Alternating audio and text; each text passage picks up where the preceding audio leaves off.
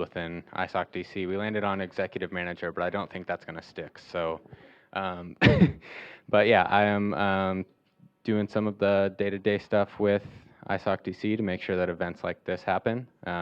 So thank you for coming again. And at the chapter, we believe in promoting a free and open internet through dialogues that occur at the forum like the Internet Governance Forum. So that's why we host this event, to make sure that we recap and continue the conversations that happen at places like the IGF 2017 in Geneva. And so, yeah, if you want to follow us and make sure that you don't miss any of our upcoming events and programs, make sure that you subscribe to our email list, which you can find at isoc-dc.org. And make sure that you join us this evening after the event for a happy hour at Cuba Libre. You can look it up online, or you can just follow the crowd to get there. A lovely night for a walk. And also, one thing that we do at ISOC-DC is serve as the secretariat of the IGF USA. And we will be launching that on Wednesday, January 24th, which is this Wednesday. So if you're interested in joining and contributing to another great IGF USA, then please join us there. You can find out information about that at igf-usa.org. And I'd just like to thank everyone for being here, especially our discussion catalysts, Jolly for making the trip down from New York to make sure that the live stream goes off smoothly. And lastly, thank Microsoft for their continued support of ISOC-DC and providing this beautiful space for us to have this discussion. So here you go, Mike. Thank you very much, Dustin. I've given Dustin the title of EP, Essential Person. He's the one who helps pull this all together along with Ethan Wham.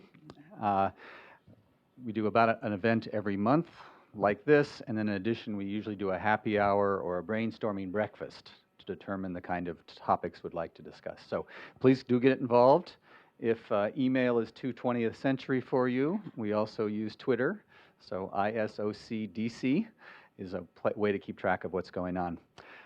As I said, I'm Mike Nelson. I work for Cloudflare on public policy, but in this context, it's also important that I'm on the board of the local chapter of DC ISOC.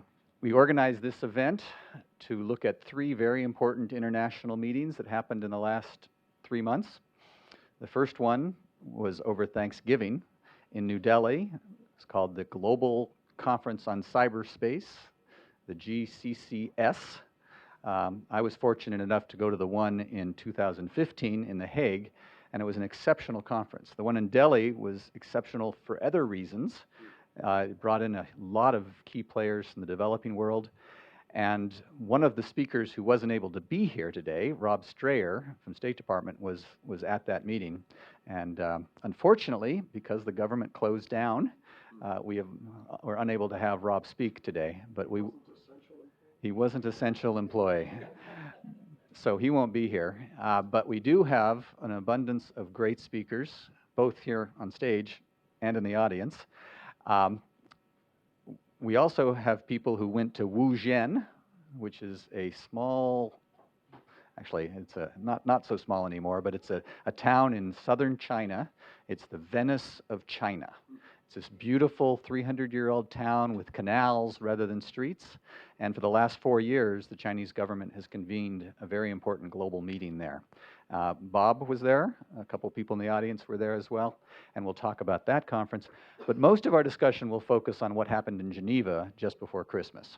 And that was the Internet Governance Forum. Many people in the audience have been to many IGFs. And this is really the premier place where people come together to talk about the future of the internet. And that's why we wanted to have this meeting. So think of this as a meta meeting. This is a meeting about meetings. And I think it's going to be kind of fun to compare and contrast how the people at each of these different meetings were seeing the internet and what they thought was key to the future of this amazing technology. So we're going to do this in a very interactive way. Bob Kahn is going to lead off. As all of you know, he's one of the 2 fathers of the internet and has been shaping not only the internet technology, but the standards, and really has helped bring together the community that's made the internet possible. He's been a very active participant in the Internet Governance Forum, but he also did spend a couple days in Wuzhen and wanted to share his observations there. After he talks, we'll have a little back and forth about Wuzhen, and then we'll go to our other speakers and we'll have a discussion about all three of the meetings and sort of get a sense of what's coming, what's troubling, and where the opportunities are. So anyway, over to Bob. He's the president, CEO, and chairman of the Corporation for National Research Initiatives, and as I said, one of the people who was there at the beginning. I think this one will work. Can you hear me in the back okay? So Mike asked me to talk a little bit about the Wuzhen meeting, which I did go to. This was the second time I'd been there. I think this was the fourth meeting. And I had been to the very first, I want to say, 5 or 6 IGF meetings. I went to all of them up to Nairobi, which I think was 2011.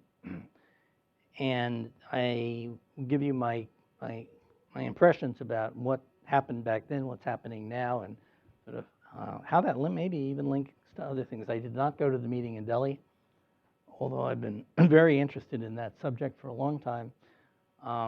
But I wanted to start out, before I do that, with your permission, to point out that we're in a very interesting time in the history of the internet evolution, as far as I'm concerned, because what started out as something that was sort of wholly grown here in the United States has now become so essential in so many parts of the world that the idea that the U.S. could do something like that again, I think, is very 20th century, to use your term. If we're going to do things on a global scale again, I think we have to be more participatory, because too many people now know what this technology is. Computers are all around the world, and countries that were probably incapable of doing anything material 20, 30, 40 years ago are now able to compete with the best.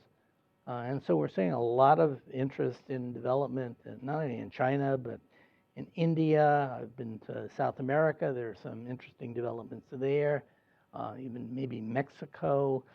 And so whatever we do in the future, I think is going to have to be done on a more international basis. And that's very hard when you're talking about technology, because, I mean, you can't have an international conference on how to create the internet, because that'll turn into a policy discussion. And so if you leave it only to the technical guys to figure it out, then the policy guys are going to say, hey, wait a minute, you can't do anything without us being involved. And if you go into China, you will realize that there's a lot of oversight and scrutiny of what's going on there. They care a lot about what happens next. And it's just not clear who is essential, who is not essential, who's in charge, who's not in charge. And that's probably true of every major country that you go to around the world. So the history of this is that there are so many misconceptions up front. I mean, I can tell you, even for things like ISOC, I actually signed the incorporation papers for ISOC. We put up the money to create it, but it wasn't obvious to everybody that it was a good idea. There was a tremendous resistance to doing that from the IAB, which later decided to become part of it. When the internet was created originally, this is just by way of background information, the National Academies had set up something called the Computer Science and Technology Board back in like 1986, right after I had started CNRI. And I was one of the original members of that board, and they were looking for topics. There were like 20 or 30 of us on that original board, a lot of fairly distinguished people, and they were looking for ideas. And I suggested that the Academy look at the role of the internet in society. It seemed like a good thing to do, just plan for the future. And the folks in the Academy basically couldn't operate on it because they were essentially, say, told or determined or came to the conclusion that they couldn't touch the internet because, guess what? It was our, or maybe my, proprietary technology. I said, you got to be kidding. This is a technology that came from DARPA funding in the public interest We're trying to get everybody involved. There are no constraints. You can't come to that conclusion logically. But they did, and for 2 years, the Academy wouldn't touch it. And finally, the federal government, the Congress, funded the National Academy to work on that very same problem. And they said, oh, well, I guess it isn't your proprietary technology. I've seen other cases like that before where people kind of get surprised at things. So one of the things that I've been working on for a number of years now is something called digital object architecture. And this has caused a lot of concern in different quarters. And when I tell people I don't understand why there's that concern, they say, well, it's your proprietary technology. And I say, wait a minute. It's just like the internet. It's just a logical extension of the internet. This is not our proprietary technology.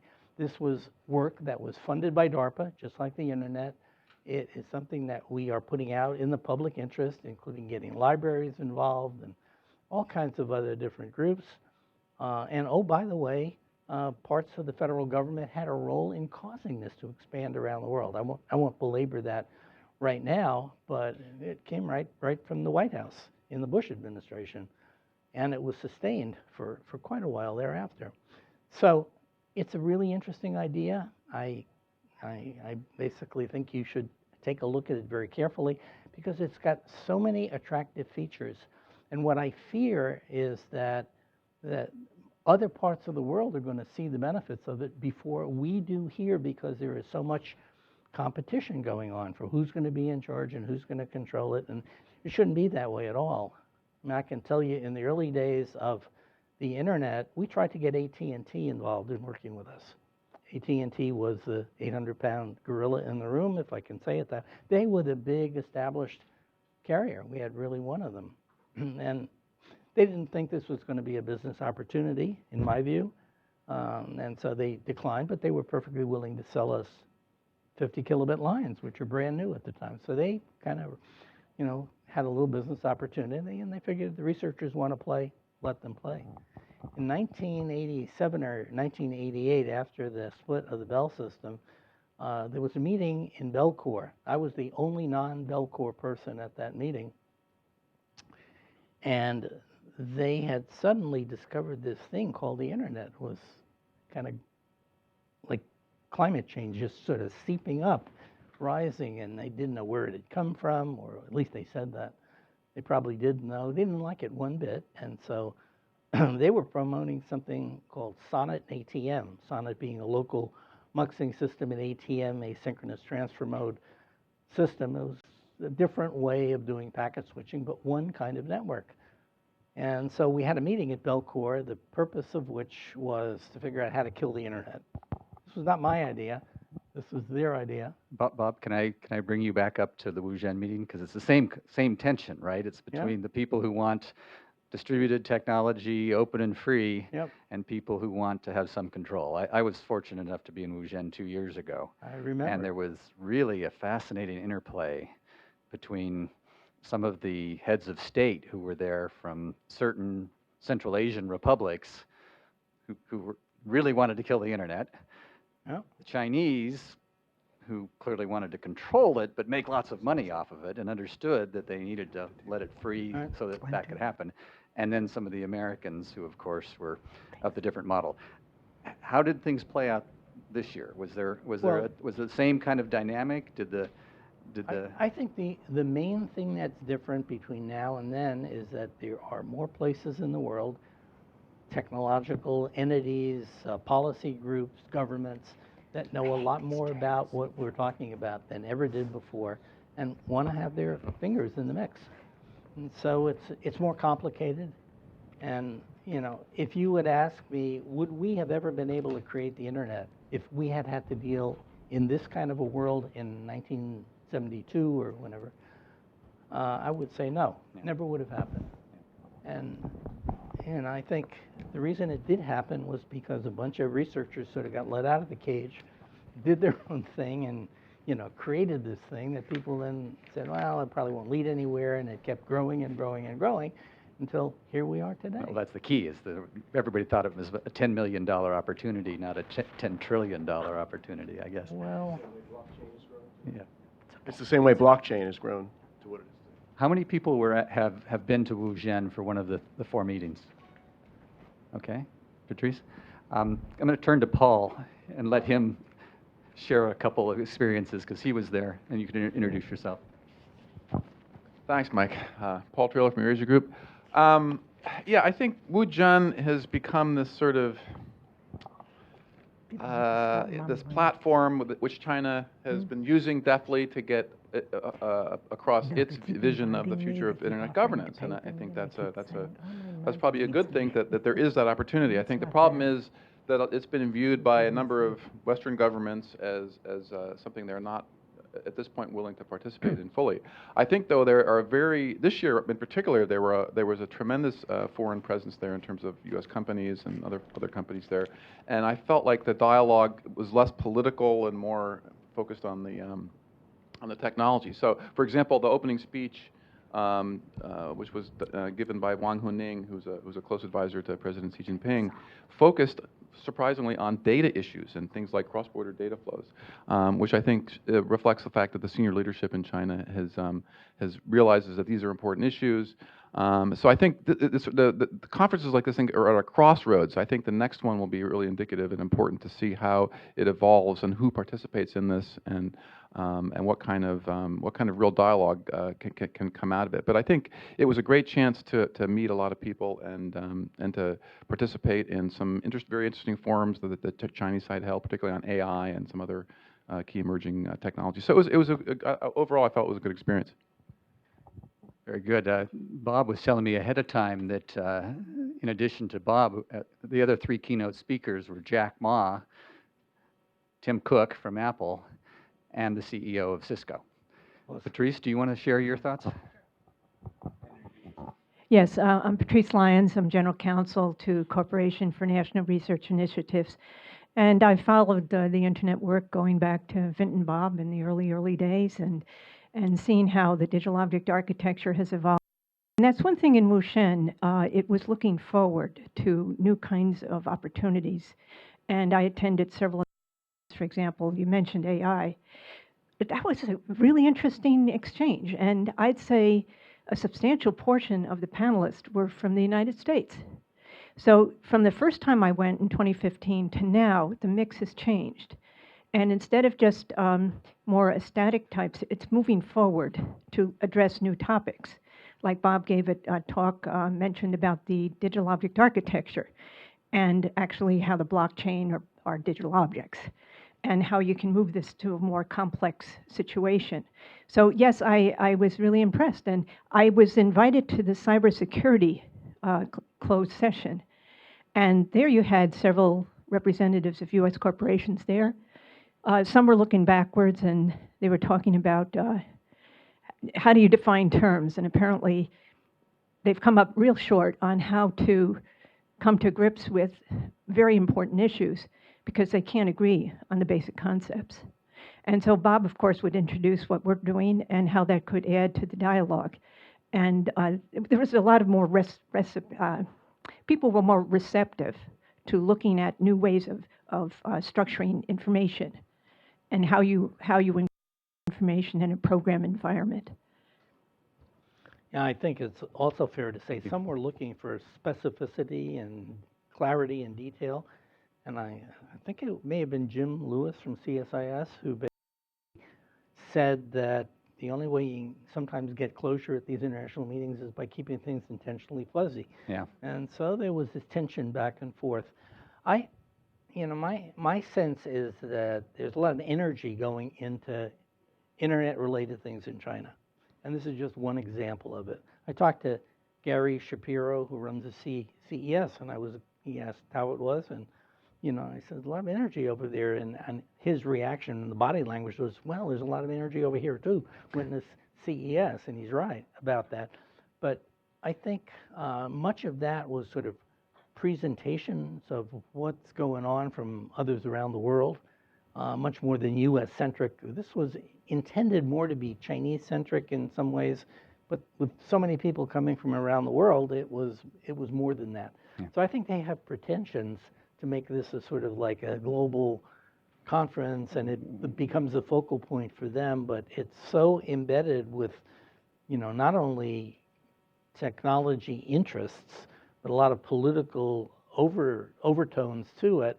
There's very little detailed discussion of real technology there. Well, I noticed exactly the same thing Patrice noticed when I was years ago, and that the definitions, particularly in translation, aren't very specific. And so people will say information security, and Americans hear cybersecurity. How do we protect computers? Other countries hear, how do we protect ourselves from fake news and American propaganda and BBC? I mean, it really gets confused. And I'll tell you what's the problem for somebody like myself who doesn't speak Chinese. I know maybe 2 or 3 words, but if you're sitting there, and I sat 2 years ago and I listened to the Xi Jinping's talk, and what I heard was the English translation, which was, as far as I was concerned, almost letter perfect.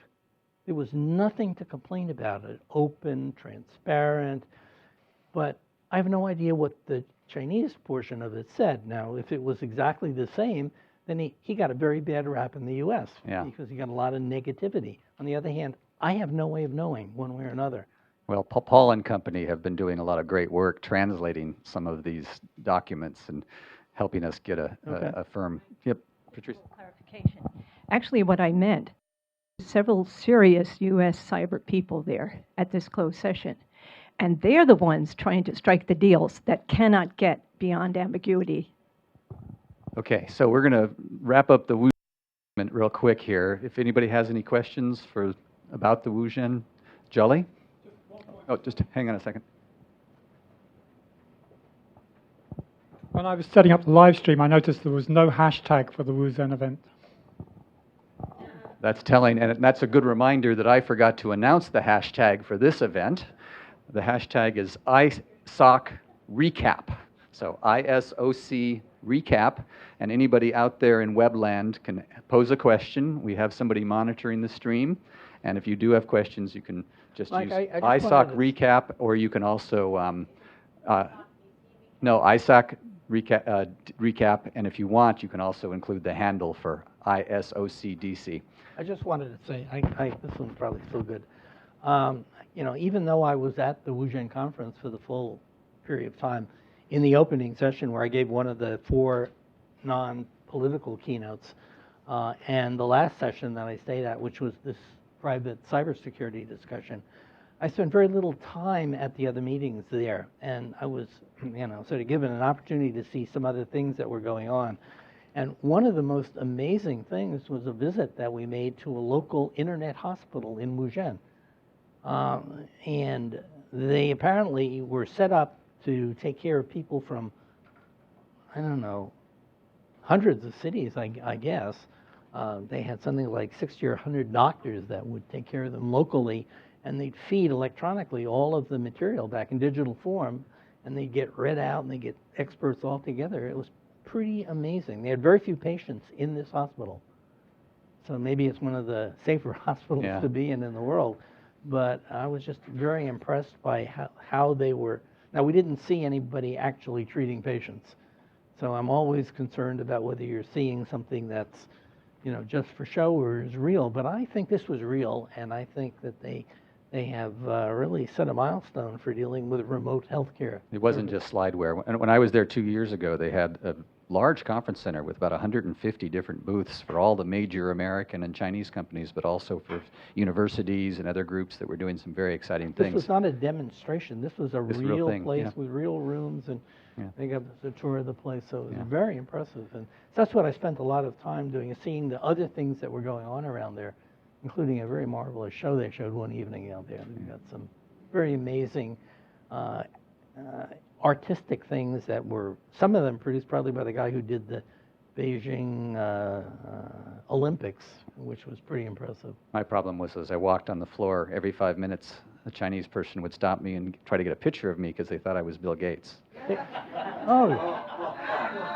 I'm serious. There's a whole bunch of people at that conference who came home with pictures. Pictures are very important to them. Extremely And I'm true. from Seattle, and I used to work for Microsoft. Okay, so we're going to change over towards the IGF and compare and contrast with some of the other things going on around the world. We won't spend much time on the global conference on cyberspace. Has anybody been to that one, either the current one? You were there? Okay, so do you want to, did you go to the one in Delhi? Okay. Well, I'm sorry, I didn't. You want to give us the 2 minutes you learned and what you saw, and introduce yourself? Sure.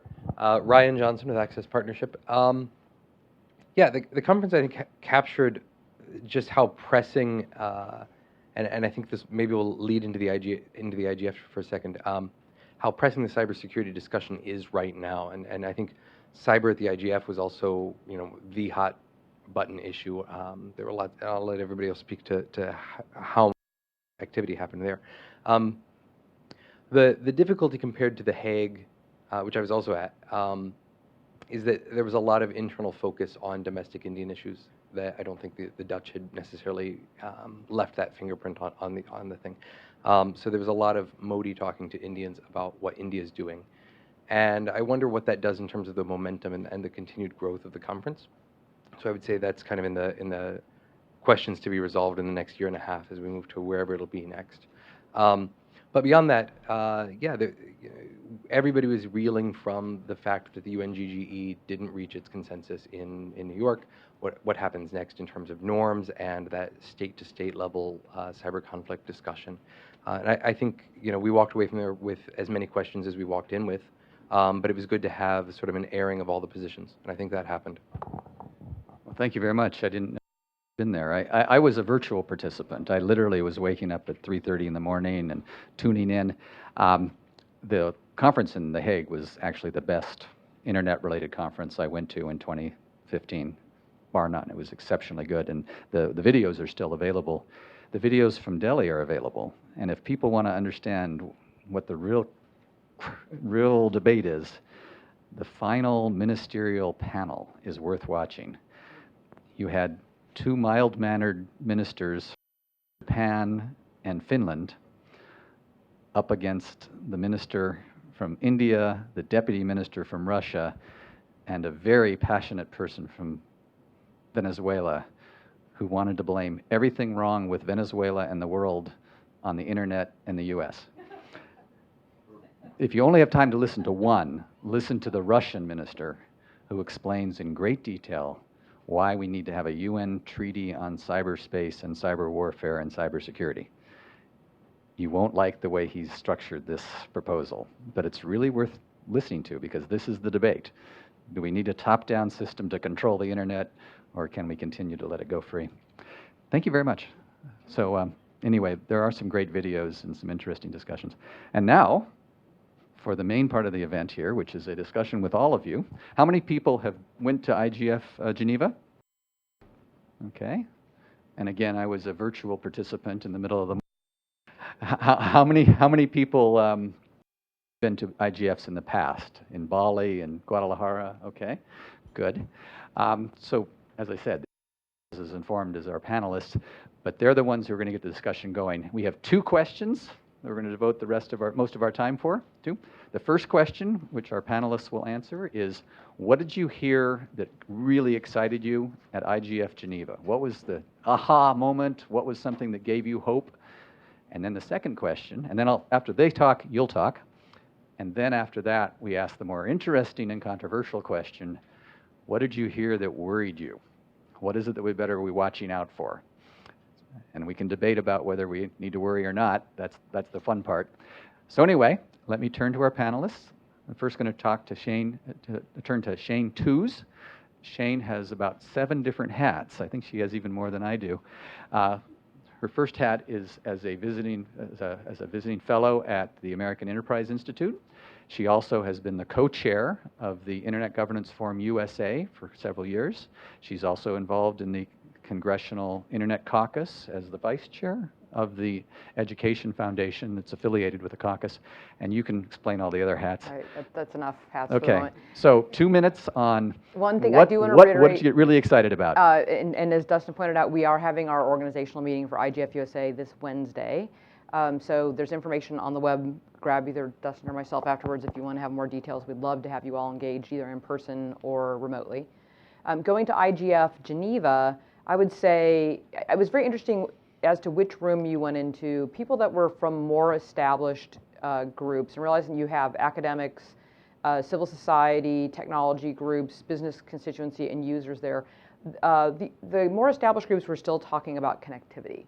And how do we get to that last mile? How do we get to that last person? How do we, manage our resources to get everyone connected?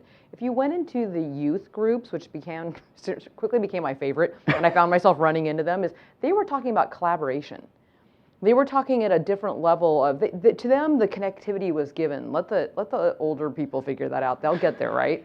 The youths were not worried about data protection. They wanted transparency. They just wanted to know, what is it you wanted from them? They aren't as concerned about their privacy on all these items. And then they wanted things to be as connected as possible. And they just wanted to know who knew what and what point was their resistance and what could they do to get over that barrier of resistance if they were seeing that in the process of what it is they were trying to accomplish. So it was really interesting that I felt like the younger groups were definitely putting a lot more energy towards wanting to move the next generation of technology forward and weren't having really much concern. They assumed that the rest of this was going to work itself out. So I thought that was a really interesting difference between the two. Okay. Our next discussion catalyst is Gus Rossi. He is the Global Policy Director at Public Knowledge, which has got a global mission to promote the development of the internet. Okay. And you win the prize for best socks. Thank you. I make the effort. Thanks, Mike. So I was thinking that for me, it was kind of one and the same thing that worried me and gave me some hope. So I wanted to connect them. I was kind of worried that, as you know, the IGF happened in Geneva this time because no one else wanted to host it. So at the last moment, the Swiss government was like, well, we might as well. Let's make it in December at the UN because no one wants to. That's the cheapest way to do it, and that was fine. And we don't have. I think we have a host for 2019, which is going to be Germany. It's not clear who's going to be 2018, and that's fine. I think that also says that evidently there is a problem where governments don't want to engage. When governments, if it's going to be a governance forum or one multi-stakeholder governance, where one of the stakeholders doesn't think that the space is relevant, that can be problematic. I tie that in relation with the fact that in conversations with civil society groups from the global south, but also from Europe and other parts, that they are worried that they feel like the space for meaningful engagement of civil society groups in any kind of like policy debate is shrinking, that there are threats for human rights everywhere, that including the US and Europe. So I think that's not a positive scenario in which when you have also, I don't know if you guys experience, but before going to Geneva, a lot of groups, a lot of people that I work constantly with were saying, well, we might not go because we don't see the value of going to the IGF. And I heard that a lot. So I was kind of worried before going. So I think that's bad news when the most open and multi-stakeholder forum that we have to talk about internet governance at the global level, one of the main stakeholders, which are governments, don't want to participate, and the other stakeholders, which are also important, which are civil society, think that what's the purpose of being there at all? And I tie that with, I think, a trend which is like more borders, less interest in globalization. But that's not going to go away, right? I mean, we're not going to roll back 20, 30 years of history. What I think was a positive note, that's my positive note on Experience IGF, was that I was having conversation with the inherent transnational groups that remain in the world, which are like transnational companies and transnational civil society. And the impression was that there's a willingness to have collaboration between the two groups to try to keep the internet as one and only, to try to keep the internet as borderless as possible, at least in the places where we're used to have the same kind of access to the internet. I think that it's not, we can talk about one internet in Europe, the US, and the Americas, and then another thing that is going on in Asia, and that's especially China and Russia. And I think that's a positive note in a situation which I think that presents very problematic trends and very worrisome trends, in my opinion, for human rights and for keeping the internet as an open platform. Okay. Well, thank you. You did the bonus question too. So I know in a lot of the recent IGFs, it really has shifted. The earlier ones were a lot of people from government, a lot of civil society, a lot of technical, a lot of business people, and now it's more like 60 or even 70% civil society. Well, it's more than 50%, I think. I think so.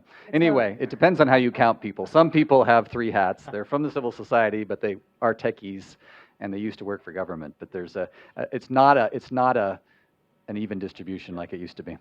Okay. Very good. Teresa's next. Yes. How many people know what Diplo Foundation is?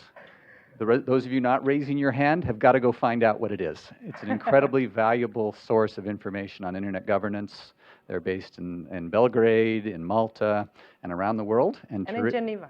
And Geneva. But most important, Teresa is right here in Washington. And they make great cartoons. They do great cartoons, that's right. But they also do a monthly webcast on internet developments around the world. And yeah, Jolly does webcasting with them. So anyway, we've done your sales pitch. Yes. 2 minutes on what excited you. You've done it. I haven't done it. Thank you for that. Good afternoon to everybody. So to answer your first question, I thought about 2 points that have pleased me. One is on the kind of process of the IGF level, and one is more on the content level. So the IGF has often been criticized for being just a discussion forum, which is also why governments don't want to go there, because there are kind of no conclusions coming up. And some of you may know that we work mainly with diplomats, and they were always asking, okay, so what are the conclusions? What can we report back to Capitol? And this is always a tricky question to answer, because there haven't been many conclusions. And in this respect, there has been a progress at this IGF that you may be aware about the so-called Geneva messages, which were kind of the key outcomes that were coming up from the main sessions and from the high-level sessions, with kind of the key points that the room seemed to agree on. So in my view, this is kind of a clear intent of the IGF, because the Secretariat was really heavily involved in this, on producing more tangible results. And let's hope that future organizers of the IGFs take it up and continue. So that's one thing that has pleased me. On the level of the content that has been discussed at the IGF, some of you may be aware that we report from all sessions. So we have kind of quite a good idea, because of our amazing army of rapporteurs from the IGF, what is discussed, and we also do a lot of kind of analysis of the texts, of the transcripts of the IGFs. And some of the most frequently used words at this IGF, many of them kind of relate to the human values. Mm-hmm. So many words that were used super frequently, and Shane, you've kind of talked about it, words like community, democracy, trust, freedom, maybe also because the youth was kind of so visible here. That's the angle of the discussions that they are bringing in. So this is good news to me. It has particularly resonated in the kind of heavy technology sessions on issues such as artificial intelligence or fake news. Mm-hmm. So that's the good news. That's the 2 minutes from me, I hope. Okay. So our last speaker is Marilyn Cade. She's been the driving force behind the Internet Governance Forum USA, and she's also been one of the driving forces behind the national and regional IGFs, which we're up to 80, 90 around the world. We have 71 national IGFs and 17 sub-regional and regionals, and 8 or 9 youth, and 10 in formation, which are still forming. And thank you, Mike. I am going to take a little bit of applause for that, because I was a MAG member for 3 years. MAG? Sorry. Multi-Stakeholder Advisory Group. This is the organizing committee for the IGF. So I was invited to join the Multi-Stakeholder Advisory Committee for 3 years in a row, and I declined because I believe, and I'm looking at Pam and a few other people, Steve and Dustin, John and others here, sometimes we can affect more change from outside than we can from within. And I say that because the national and regional IGFs are, to me, the way that we are going to move beyond conversations at a global level. We can debate policy at a global level. We can only change laws and regulations at a national level. I learned that over many years of being in the role of trying to change laws and to prevent governments over-regulating the internet in the days of the narrowband internet. So I'm just going to comment about something that really I found amazing, and I'm first of all going to be a myth buster, so pardon Gus, but I'm going to contradict something that you said. I think if you don't actually lift the layers, walk around and introduce yourself to people, that you begin to think that the IGF is stagnant. For the first time, and it's not true that Switzerland was the last choice. Switzerland was interested in elevating and debunking the myths that existed in Geneva about the fact that internet governance organizations should be taking over internet governance. And it was purposeful. The thing that was unfortunate was because they were so committed to having extremely high-level participation from the Swiss government that they moved the event so late in the year that it was a barrier to the full engagement they originally wanted to achieve. For the first time, we moved beyond just having UNCTAD and UNESCO and ITU participating. We had over 30 30 IGOs, intergovernmental organizations, participating. We had more open forums from different intergovernmental organizations than had ever happened before. So why does that matter? Because we can't reach every government in the world, but we can educate through interacting with those intergovernmental organizations. That to me was a major plus. I'm also just going to make a comment about when we use the terminology youth, I actually need to distinguish between young entrepreneurs and young people who are between the ages of 25 and 32, 34 who are employed, and youth, because their positions are very, very different. Like Shane, I had the opportunity, I met with the youth NRIs, the national and regional IGFs. There's great enthusiasm on the part of young people who are employed, whether it's in government or it's in an NGO, to trying to launch youth IGFs in their country. And they are very, very different in their interest and focus than the national IGFs, and very worthwhile supporting. So the other comment I want to make is I think we're missing something that I think is putting the IGF at risk. First of all... Is this the answer to the second question? Nope. This isn't what you're worried about? Nope. Okay. I saw new people coming to the IGF and not being coached. And so I saw opportunity that we weren't reaping. Mm-hmm. So one of the things I took away, and I'll come to the challenge later when you ask that question, one of the things I took away was there were lots of new people, but we couldn't identify them and reach out to them. And yet they were there. Okay, thank you very much. That's 4 very different angles on this. Now it's your chance. If you want to share something you saw at IGF that excited you, make this tweetable. Make this like the Geneva messages.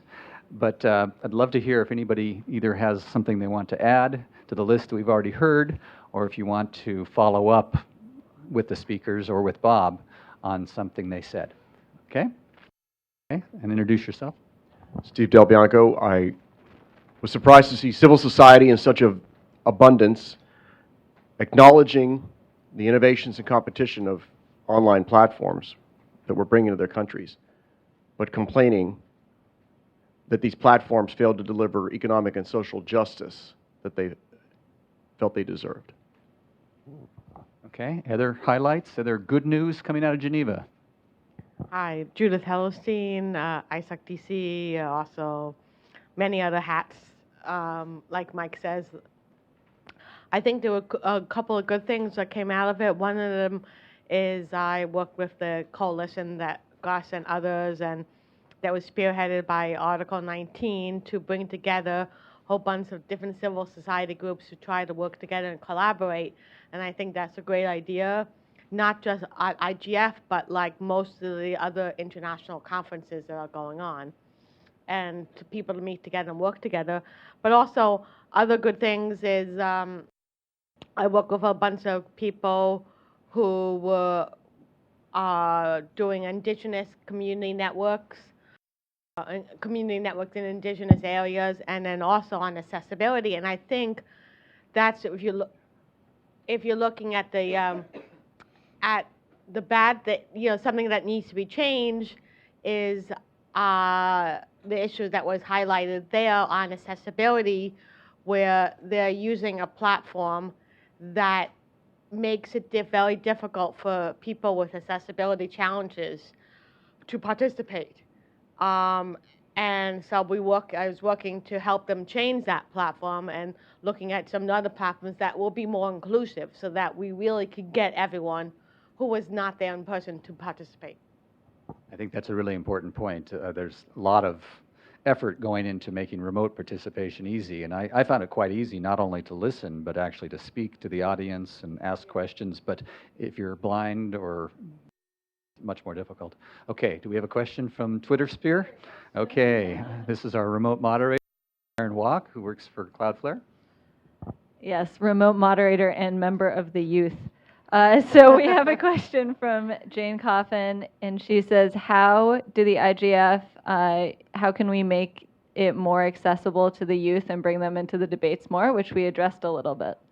And then there's a second question, I'll just couch them together, which is, can we make day 0 of the IGF into a practical tutorial tech day as well as a policy day?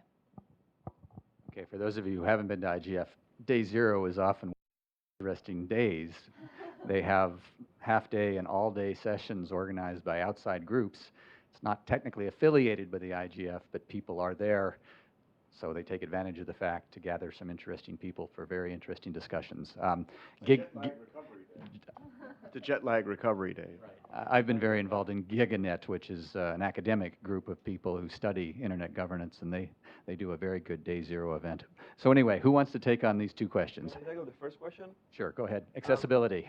No, the one about how to make the. I think that.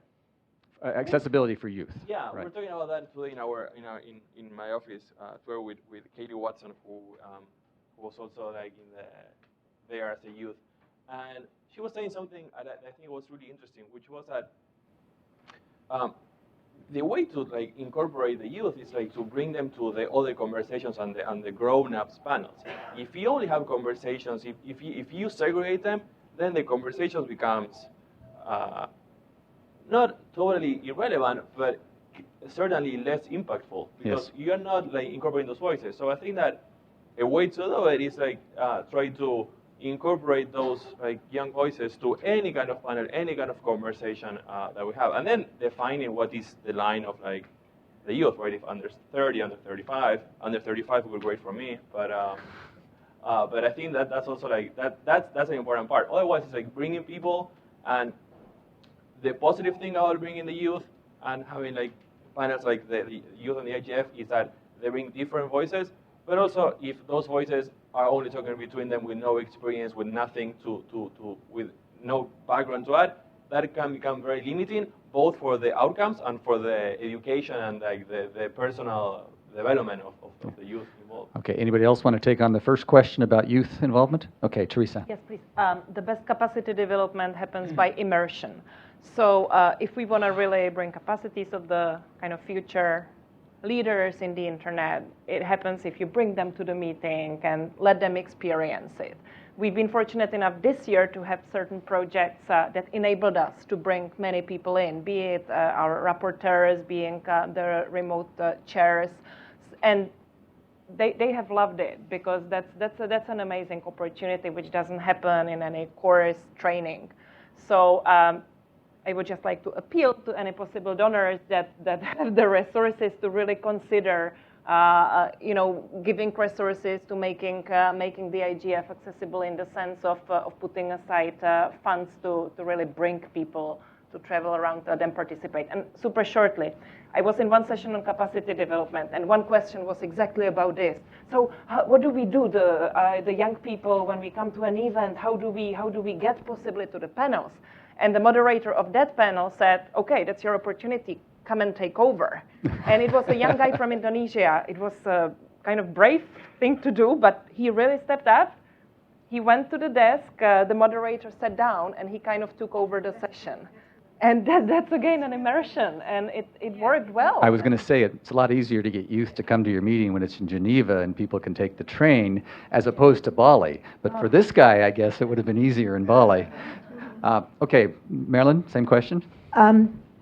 Marilyn Cade speaking. So I'm going to just look at Pam and a couple of other people. In the past, IGF USA had a very aggressive, assertive approach to involving youth. We had workshops. They were organized by Pablo Milano and by Dimi, and I hope this year we're going to return to that, where youth organize an event, youth organizing for youth, but then they were involved as speakers in the main session and in the workshops. I am going to, though, make a comment about engaging youth around the world. There are 4 models going on right now in the national and regional IGFs. One is funded by an organization. I won't mention their name other than the fact that they're located in Europe and their first letter begins with C. And they're funding youth to focus primarily on cybersecurity. So it's a kind of a top-down, but it is reaching young, employed people. There's another one which is reaching out to young people to bring them to the IGF. But most of the national IGFs are trying to engage at the national level in bringing youth into their NRI. Some do it by having a day before session, and then the youth bring messages into the national event. Most of the models that we're seeing that are evolving are really trying to integrate youth into the national IGF rather than treating them as kind of a separate entity. Or a subspecies. Or a subspecies. Yeah. Okay, can we get back to the audience so we only have about 25 minutes left and we have the other other people in the audience who have a good news story out of Geneva? Okay, you have a question. Okay, I wasn't in Geneva.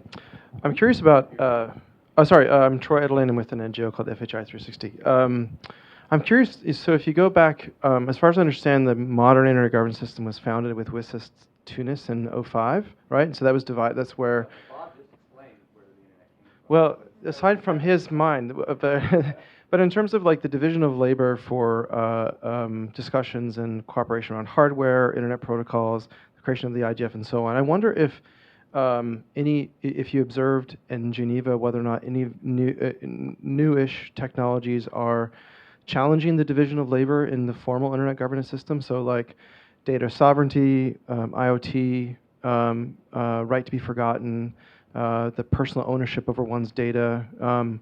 Do you see that some of these new emerging things are challenging in terms of like who owns an issue amongst the formal institution of the internet of the international government? So if you are noticing that, I see Marilyn nodding her head.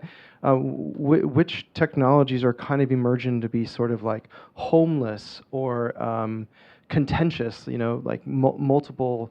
IETF is claiming something and W3C is claiming something. You know, like what are the technologies which are proving to be a challenge for an international internet governance system? Andrew, is this related, or do you want to ask a separate question? Kind of related, yeah. Okay. And do introduce yourself, please. Andrew Mack, AM Global, veteran of many IGFs, but not this one. So kind of related to the question that Troy asked and the discussion around youth, one of the big challenges I think we face is time, in the sense that a lot of our deliberative structures are by their nature slow. And a lot of expectations, whether we're talking from underdeveloped or less developed nations, or we're talking about youth, they have a tendency to want to see progress a little bit faster. And so I'd be very interested for the people who are there to get a sense of do our expectations around time and around how quickly the internet is changing and will change things, do they match up? So who wants to take on these two mega questions? Marilyn. So I'm going to respond to and talk to you to further, Troy. I'm going to use the concept of incumbent versus new entrant.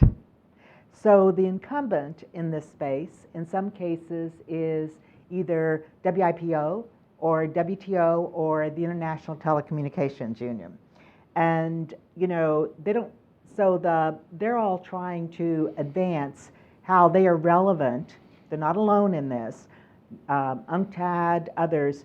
What we're seeing is the emergence of, as we're moving to digital transformation, and I think that's something that we all need to talk more about as opposed to talking about the internet.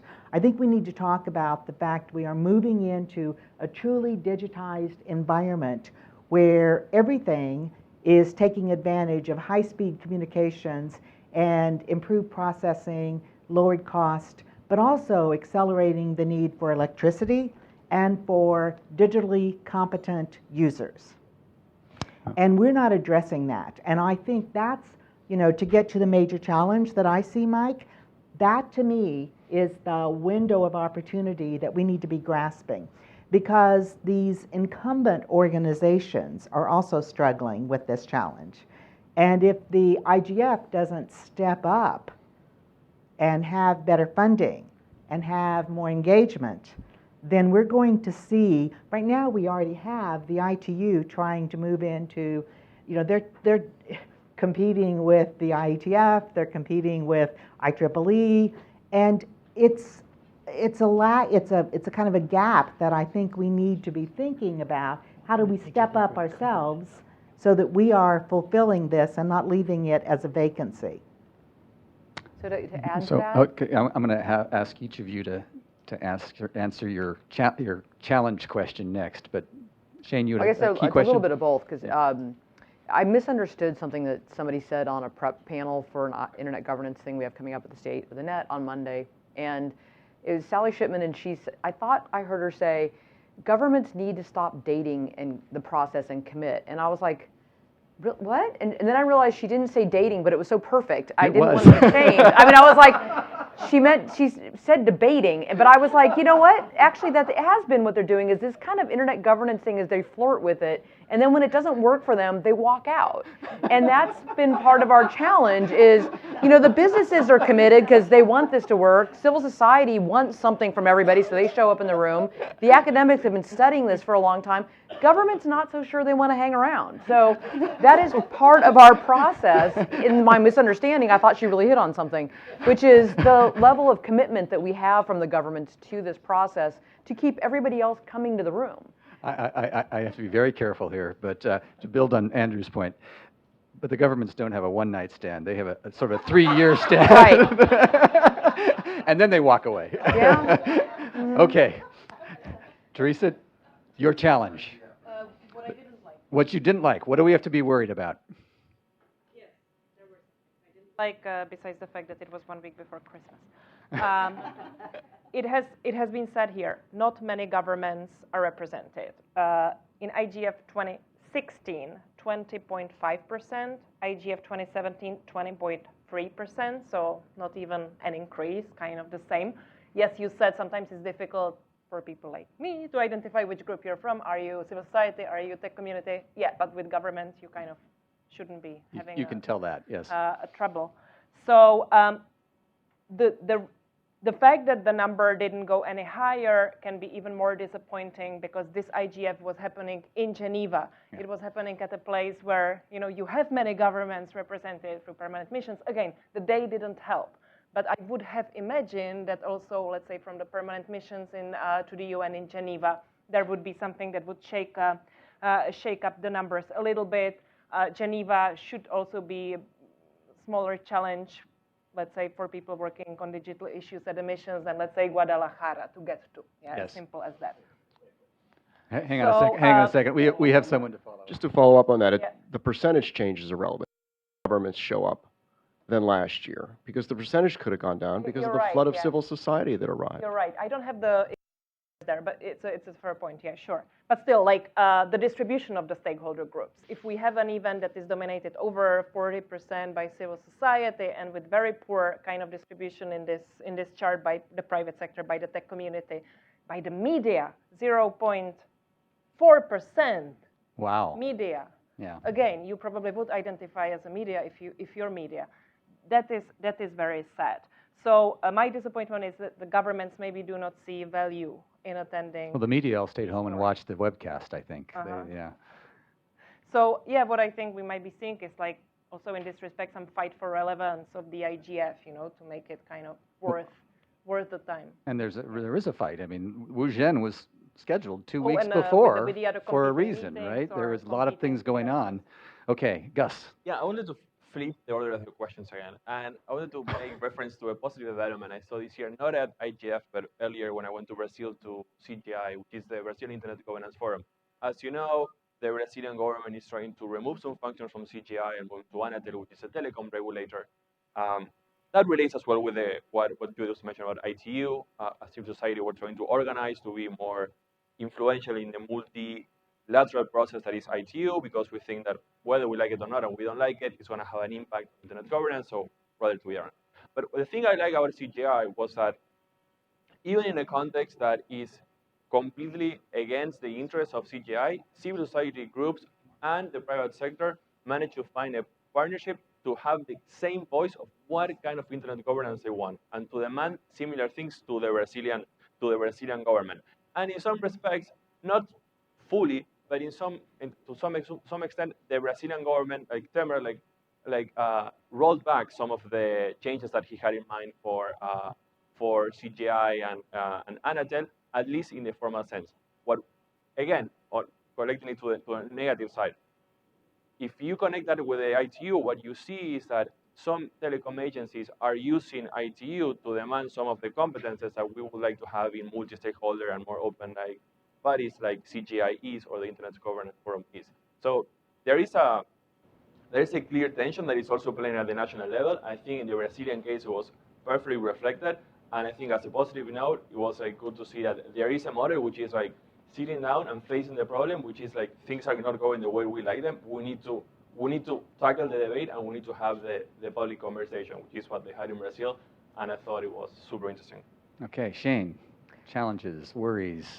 I think that it is that the governments are not fully committed to this process. We see them delineating, and it's challenging them for people to know should they commit as well. My observation is also not only is the overall number of government people, it's also not the deputy minister or the minister. It's now somebody who's there, often a very informed person who's devoted 100% of their time to internet policy, but they're not the decision maker. Well, and understanding that this was never meant to be a forum to have outcomes, that the idea was to raise issues up and then just put them in the area where they should be, IEEE, Internet Architecture Board, IETF, if they're technical, maybe there's another place they needed to go, where there's a group of people that want to keep them internally at IGF, and they're not designed for that.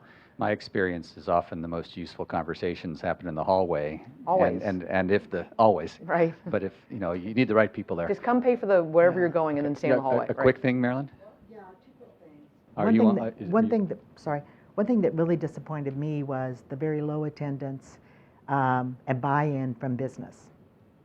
I'm from business. I'm looking at those of you who are from business. I'm looking at you.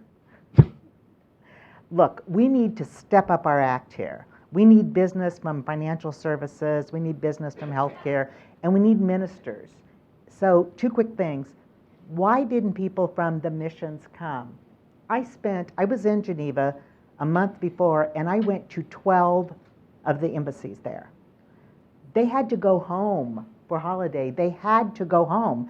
It's like, what part of the Swiss government's outreach missed this since I got it by just going and knocking on doors? Okay, I may be special, but you knock on a door. And they all go, Marilyn, we want to come. 3 senior people from IGOs had to go on forced leave 2 weeks before. They have to do this. So I think I was very disappointed in this. And while I love the Swiss government and they got a lot of new people to come from Geneva, I think one of my takeaways is you gotta focus on the timing when you work with the host government. Yeah. Okay, Bob, any comments on the IGF trends that you've I seen? want to kind of make a few general observations. It was remarked that the IGF really came out of the Tunis agenda in 2005. I was there. In fact, I gave a remark in the opening plenary. This was a time when, if any of you recall, there was a lot of concern about ICANN and the U.S. government's role. And the U.S. got blindsided about a month before that because it was a view from most of the other governments, including the European Union, which I think at that time was chaired by Britain, one of our closest allies, and Japan, that basically said, yeah, they ought to let it go. And the U.S. government's position was very firm, that's not going to happen, period. About 2 weeks after that, I got called to give up an opening remark in the plenary, and I said, why are they calling me, like, with only a few weeks to go? And after some discussions, I concluded, well, maybe they thought I could kind of make some suggestions that would break this logjam. Well, it turned out they actually buried the hatchet at about 11:15 the night before. Well, I got, well, Was it the you may fear- know more detail, but I had prepared a remark. I had to go coordinate it with the relevant folks in the government. And David Gross sent me a note at 11:15 that night, said, we just buried the hatchet. So maybe he was predicting it, or maybe his own mind had got, whatever it was, I had to rewrite my whole speech between then and the next morning because everything I was going to suggest is no longer relevant. So one of the outcomes was they would take this ICANN issue off the agenda for the foreseeable future. You can figure out whether that meant 2 years, 5 years, 10 years, whatever. But as a sort of another condition of that, they would agree to have this Internet Governance Forum. I mean, I objected to the term because I didn't think governance was sort of like international coordination of public policy kinds of issues was more like what it was about. But so they agreed to do it, provided that there were no decisions made. This was going to be a discussion session only. Now, I've been involved in enough organizational things like that when people come together because there are a lot of swirling issues that they care to talk about, that is motivational for a while.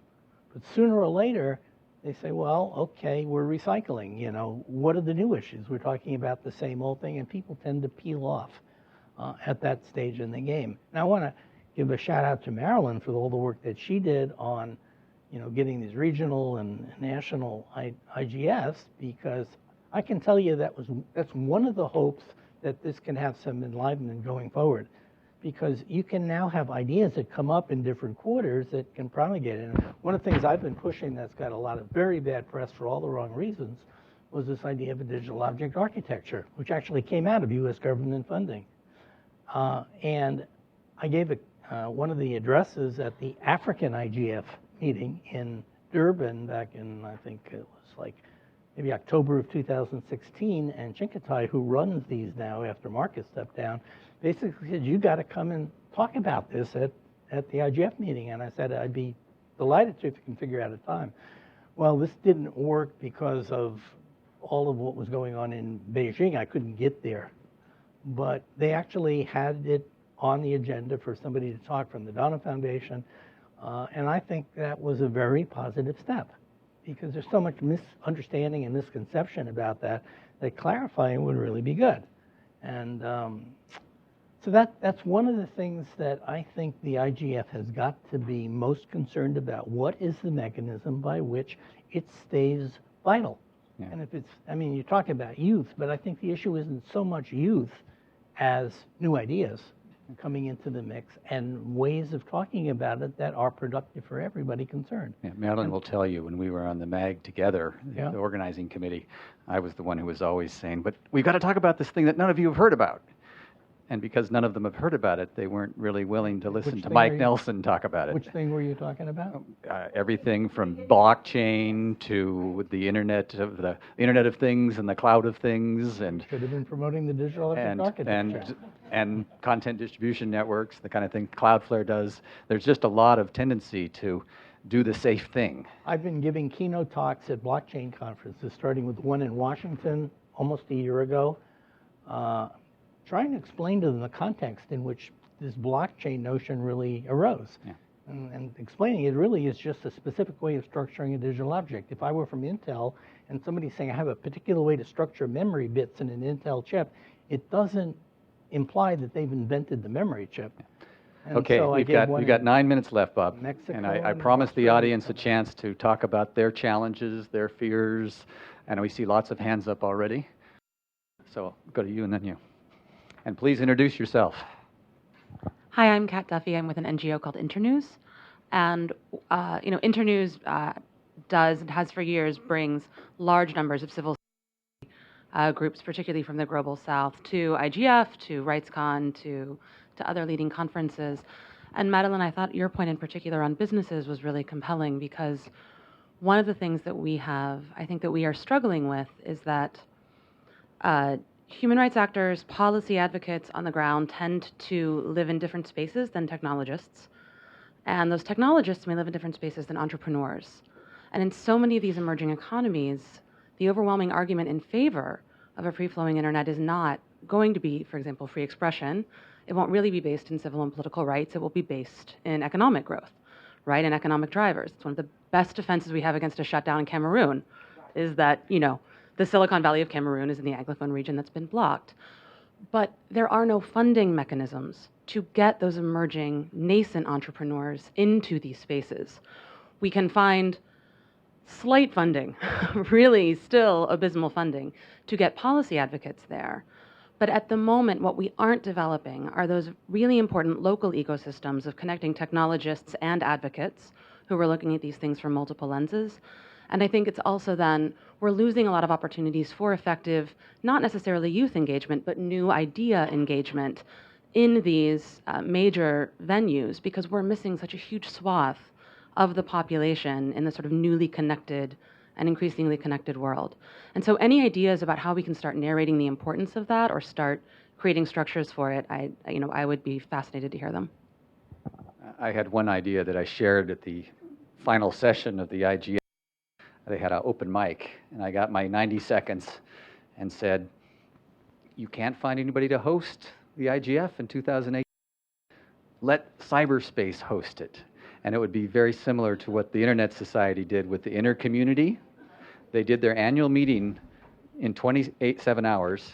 They did about 16 meetings around the world, all webcast. And you could imagine just moving the whole thing to cyberspace. The youth could afford to go. The business people would go, ministers would go, but would have to get jolly to run it. As soon as you do that, someone will suggest we run it on the blockchain. I'm ready. Okay. Gus, you had a response to that? Yeah. So it's interesting your question, because I think that or your comment, because we came to a same realization, and I think that a part of the solution can be to also. I know your experience. In my experience, many groups from civil society from the Global South don't have necessarily a cooperative way of working with business and state actors, right? And many times it's for good reasons. Many times you cannot have that kind of conversation. Oftentimes you can. So I think it's also about how we help groups in other parts and convey the good and the bad parts of the experience that we have here, for example, in the US or Europe. We, for example, many times, as my boss would like to say, most of the policy fights we won is because we were in alliance with some business group or others. Other times we don't win those policy battles, right? So, but what we try to do is when we work with local partners, especially in Latin America, we also tell that part of the story. We also say, oh no, actually we work with this and that group, and yeah, we don't agree on these other 9 issues, but on that one specifically we did agree, and that helped us change that policy or stop that policy. So I think maybe part of the of the solution, which is very complex and it's not the technology part. It's like how we convey that message to groups in other parts where there's not the tradition of like working third sector with private sector like we have in the U.S. Yeah, I think both the global IGF and the regional IGFs are not just about sharing information, they're about finding allies. Marilyn? So real quickly, name the two global business organizations. One has 35,000 chapters worldwide and the other has 50,000 chapters worldwide that reach small and mid-sized businesses in 35,000 and 50,000 communities around the world. Rotary, oh, you're cheating, I told you, and Lions Club. And so talk to me later because I have just established a dialogue with them about getting them involved at the national and regional IGFs. That is reaching the local community, not just the multinationals. Yeah, the Chamber of Commerce also has a lot of, and they're already involved, but they're different. They're different. Okay, next question. We have time for a couple of questions. Hello, name is Gio Bay. I'm a researcher in the area of innovation, also more of from the technological side. I mean, that's my personal perspective, but try to take in a broad perspective of the other viewpoints. I have a particular interest in wanting to know, has there been any specific discussion about metrics? How do you measure? How do you measure cybersecurity? And also, a separate issue, but very much related, cyber privacy. Is there an accepted metric or at least a goal how we can tell, are we improving, are we getting less, or are we staying the same? What metric, objective metric in those areas? Just let me get the other question and then we'll yeah, and I want to introduce you to two other Internet Society events that we have webcast on that issue. So we had Patrice? Yes, quickly from a business perspective, trying to get the business community involved, going directly into the muscle, the technology. And for example, Etsy recently had the first, Etsy is the European Standards Group, and it's basically a lot of business groups that are involved for technology, but a lot of U.S. corporations are participating in it. And there was the first FRAN case. You know, that's the, when you have you have the non-discriminatory licensing that a lot of the organizations have adopted. And if you read the decision, there was something like 7,000 separately identifiable patents involved. So if you have any group that gets together to talk about this, and privacy, for example, you definitely have to have the security, but privacy is one type of management. So there are a lot of flavors, and some of them are heavily locked up because people need to do business and they need to make money, a lot of the corporations. So good luck on attracting very large open discussions about technology, because I think you'd run smack up against the world of patents. Okay, one last check. Aaron, do we have any comments from Twitterland? So if we can just let each of you go down and I respond to the respond to question these about questions metrics? and also give some final comments if you have other thoughts. Well, So- I just want to say something about metrics. I mean, it's hard enough to have metrics about the internet itself rather than specific pieces of it. I started my career out in AT&T working in the part of the company that dealt with metrics for the belt system. It was one of my responsibilities working with a fellow there who probably not known to anybody, but he was really in charge of that. And they set global metrics, and we could figure out how well the system was going in terms of how many markers and senders, what lines were where, and we could sort of implement it that way. The problem with the internet is that there are so many independent pieces that all have to work together that you'd almost have to put criteria on each one of them that would be staggering in order to make the whole thing work.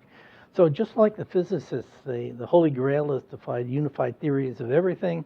I mean, I think this is one of my Holy Grails. I'd love to find out a way to figure out how to put a metric on the internet itself. And I keep thinking about that from time to time, but I think it's a stretch. Yeah, in your day at AT&T, it was more like physics, and you had one network, and you could measure the whole network, and now it's more like ecology and trying to measure all this different ecosystem. I don't disagree with that. Okay, Shane? Just on metrics as well, I think the part of the challenge is we have a, being a technologist, you want to work in a world that is more finite, and when you're dealing with executives who have to manage this new cybersecurity risk, it's always been there, but they have a much more legal understanding of the challenges they have in front of them, is what's the floor on this, as well as understanding these numbers are always seem to them astronomical. So you had 80,000, 100,000, issues with X amount of machines, just so they understand that you're always under attack. So part of it, I think that metrics, whoever decides to get there first to something that is palatable and actually measurable, has to understand to put it in a quantifiable number where people they see that you're never going to get to zero. I mean, we're not in an element now where you ever, it's not going to be like, we want a whole day and no one attack the system. So that's part of the challenge, and it's also a little bit like internet governance. You have all these different groups that are trying to participate in this, and they each have a part of the puzzle that you're trying to get to collaborate towards whatever number it is that you want. Is it 100? Is it 1,000? But hopefully they're trying to drive the number down, so we're having less and less incidents. So Gus, you want to answer the question or give some final comments? It was interesting because actually I did my PhD. Here comes on. Yeah. I did a PhD on internet privacy, and I spent like a couple of years looking at an index that tell me which country, which jurisdiction has more privacy than the other, and that doesn't exist. And then I started thinking like, why does not exist, right? And it doesn't exist mainly because it's about values and culture. So some cultures, some places would like to have would consider some things that should be protected, and other places are going to be more flexible, and then you cannot have a common index. That doesn't mean that you cannot have variables, and I think the same applies for cybersecurity. Some countries are going to be more risk-averse than other countries, and that's going to be fine. We're going to have to live with that. But we are going to have variables, and we should collect those variables, and we should try to use those as proxies to understand what's going on and which things are working, which are not working, and what it means. But in general, I think that we should be worried of trying to quantify things or try to find only quantitative solutions for qualitative problems, like social problems are. So that would be my caveat. Yeah, I can also add that if you do a search on the term e-readiness, there are a number of groups have done e-readiness surveys of different countries, and Melissa Hathaway, who used to be organizing cybersecurity policy at the White House, has developed a similar country-by-country assessment. So I can talk to you later about some of that. Okay, Teresa. Mm-hmm. Not on metrics, but maybe on the private sector. While in percentages it was about the same, and actually in absolute numbers, because the participation compared to Guadalajara, something over 2,000, so there hasn't been a significant move in the kind of number of attendees. But at least to me, certainly, the private sector got a lot of visibility. For instance, the sessions that Microsoft organized on the very hot topics on digital Geneva conventions, those were one of the most attended sessions. So it was there, a lot of attention, at least to the private sector. And very last thing, if you allow me, I brought a few final reports that we've written from the IGF based on our reporting, and I left a few copies next to Pavlina back there. So feel free to grab one alongside with digital predictions for 2018 written by our director, Jovan Kurbalia. Feel free to take a copy. If none is left, to download online. Sorry about that. Okay, no, that's great. And I see Marilyn has a handout as well. The last word, Marilyn. I cooperated with Wisdom Donker, who is a MAG member from Ghana, on a 3-hour session on what are we counting, why are we counting it, and are we counting the right things. And let me give you my card. I think that right now, if I were to ask you, for instance, who in the U.S. government is responsible for the U.S. government achieving and measuring the Sustainable Development Goals? Do you know who it is? Took me 8 phone calls to find out. And it's GAO. What? Yeah. So in 1996, Mark Dadd, I worked at AT&T at the time, Mark Dadd, who was the chief economist of AT&T, worked with the chief economist of the Department of Commerce to try to figure out how to measure e-commerce benefits. 2 years of a corporate expensive resource working with the Department of Commerce to figure out we can't just count the widgets and the lines. We got to figure out how to measure what is changing in terms of productivity, et cetera. You'll really, I think, take a look at this. We have the transcript. I'll send it to you. But we got to figure out who's counting. Right now, UNCTAD and ITU are counting the lines, the SIM cards, the smartphones. That's not measuring what we need to measure. So I think this is a topic that we should all be thinking about. What's the change in literacy? What's the change in healthcare? What's the change in improvement in agriculture? So that's one thing. And the other thing is I have a few copies of the preliminary draft of Marilyn Cade's scary travel schedule or the internet governance events you ought to be afraid of. So thank you very much, Marilyn. This is sort of the secret handbook that all of us use to figure out where to book our hotels. So I want to thank our panel, our discussion catalysts. I want to thank Bob Kahn in particular for not only giving us opening remarks, but for being part of the conversation. And most of all, I want to thank all of you for bringing up so many interesting ideas and questions. We will be posting our next event on the ISOC-DC website. You're all invited to go get some fruit and cookies and coffee out in the hallway, or join us at Cuba Libre, which is over on 7th and H. They have a rum bar, and we'll be having a no-host happy hour. Just follow us, as Dustin said. And thank you very much to Microsoft. Thank you to Julie, Dustin, Ethan. I know. And we really appreciate the discussion and all of you being here.